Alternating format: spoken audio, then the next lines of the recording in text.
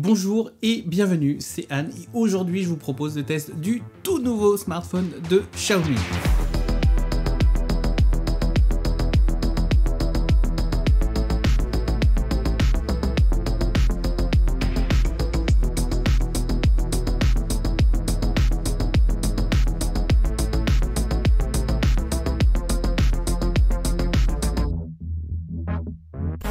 Alors que les nouveaux Xiaomi 12 avaient été officialisés en fin d'année dernière en Chine, il vient donc d'être officialisé à l'international et donc en France. Lors de son annonce en Chine, Xiaomi avait fait sensation parce que les Xiaomi 12 étaient justement les premiers smartphones équipés du nouveau SoC de Qualcomm, le Snapdragon 8 Gen 1. Bien évidemment, depuis, la concurrence est un peu organisée et en l'espace de 3 mois, Oppo, Realme, Samsung et même Motorola sont arrivés avec leurs smartphones haut de gamme avec le même SoC justement. Toujours est-il que si Xiaomi n'a plus la primeur du SoC de Qualcomm, les Xiaomi 12 représentent donc la gamme flagship de cette année. D'ailleurs, je sais pas si vous avez remarqué, mais on ne dit plus Xiaomi Mi 12, mais Xiaomi 12. Du coup, on a passé ces 2 dernières semaines avec le nouveau smartphone porte-drapeau, le Xiaomi 12 Pro, et oui, il risque de faire parler de lui parce qu'il est assez complet. Encore une fois, comme d'habitude, Xiaomi compte bien s'imposer face à la concurrence avec un smartphone assez complet, du design aux performances en passant par la photo, et très honnêtement, il s'annonce plutôt complet. Ici, pas de stylet ou de processeur dédié à la photo, c'est en soi du classique de chez classique, mais c'est un peu ce qui se fait de mieux dans chacun des domaines. Mais avant d'aller plus loin, parlons design. Quand on le prend en main pour la première fois, on remarque qu'il se tient très bien à une seule main. Alors oui, l'écran incurvé, tout comme le dos incurvé, permet à Xiaomi de proposer un smartphone plus compact sur la largeur,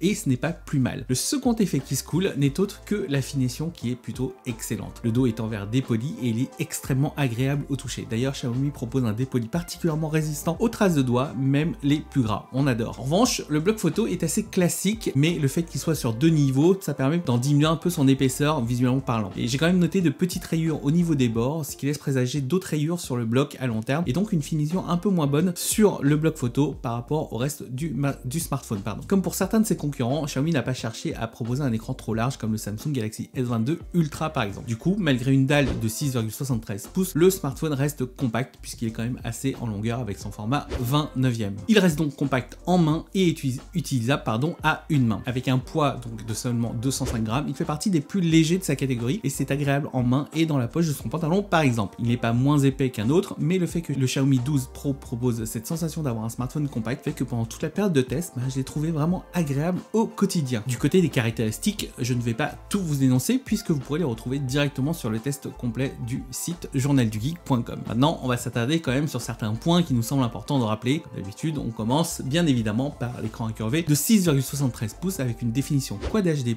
et un taux de rafraîchissement allant de 1 à 120 Hz. L'écran est parfaitement calibré avec une très bonne luminosité et des couleurs superbement contrastées, des noirs profonds et à l'usage, c'est super fluide. Rien à dire si ce n'est qu'on est en présence d'un écran haut de gamme. D'ailleurs, il vient de chez Samsung, c'est peut-être pour ça. Encore une fois, comme ce fut le cas pour les Samsung et Oppo, on aurait aimé un écran plat et non incurvé pour avoir justement des tranches droites et sans doute une meilleure prise en main. Enfin, une prise en main encore meilleure. Après, c'est totalement personnel et je sais, je pinaille totalement. Ah oui, comme chez Samsung, le poinçon est au centre de l'écran et non en haut à gauche. Dans l'absolu, j'ai pas noté de vraie différence au quotidien, donc c'est vraiment une question d'habitude. Côté son, Xiaomi propose bien évidemment des haut-parleurs stéréo, mais il n'y en a pas que 2, il y en a 4. Avec ça, en plus, le support du Dolby Atmos, et sans surprise, on ne trouve plus de port jack. C'est du super classique sur cette gamme de smartphones, et de mes tests, je n'ai pas trop eu à me plaindre, la qualité est quand même très bonne pour des contenus courts, voire même des contenus un peu plus longs, mais rien ne remplacera une enceinte externe ou des écouteurs ou un casque, bien évidemment. Pour ce qui est des performances, le Xiaomi 12 Pro embarque dans ses entrailles le tout nouveau SoC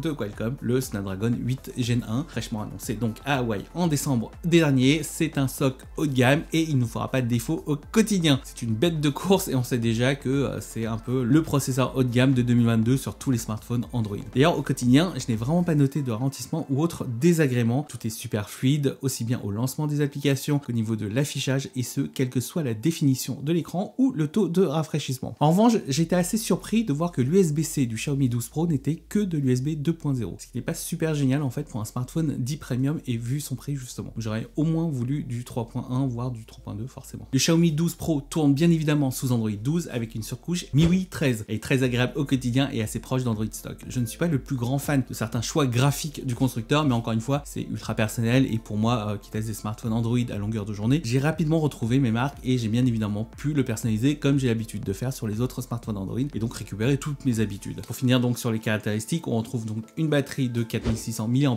avec une recharge rapide filaire de 120 watts. Ouais, 120 watts. Ça permet donc de recharger le Xiaomi 12 Pro en moins de 20 minutes de 0 à 100%. C'est assez impressionnant. On retrouve aussi une recharge sans fil de 50 watts, ce qui permet une recharge complète en 45 minutes en sans fil. Pas mal aussi. Dans tous les cas, le Xiaomi 12 Pro ne fera pas défaut et peut tenir aisément une journée super complète, voire même 2 jours si on est du genre raisonnable. Et on en arrive à la partie photo qui reste quand même le nerf de la guerre sur le segment des smartphones premium. Et pour le coup, Xiaomi a décidé de jouer la carte de la polyvalence avec un bloc photo composé donc d'un appareil photo principal grand angle, un ultra grand angle et un téléphoto 2 fois. Xiaomi ne s'est pas encombré de mégapixels et tous les appareils photo proposent un capteur de 50 mégapixels. En revanche, on s'en doute un peu, celui de l'appareil photo principal est meilleur que les deux autres. Le capteur vient de chez Sony pour l'appareil photo principal et est plus grand que donc les deux autres fournis par Samsung. Et comme on s'y attendait justement avec un tel smartphone, le Xiaomi 12 Pro assure. Les photos proposent un bon piqué et en faible luminosité, on retrouve des photos détaillées. Si les photos ne sont pas trop contrastées par rapport à d'autres constructeurs, c'est parce que Xiaomi applique un peu trop d'honnêteté à mon goût, ce qui donne parfois un résultat assez artificiel. En situation de basse lumière, le lissage est plutôt bien maîtrisé dans l'ensemble et on a un juste milieu, ce qui est plutôt cool. De mon point de vue personnel, je trouve maintenant que Xiaomi aurait pu mieux maîtriser le flair de ses objectifs et aussi j'ai remarqué une tendance à légèrement surexposer les prises de vue puisque la netteté est boostée. Donc du coup, si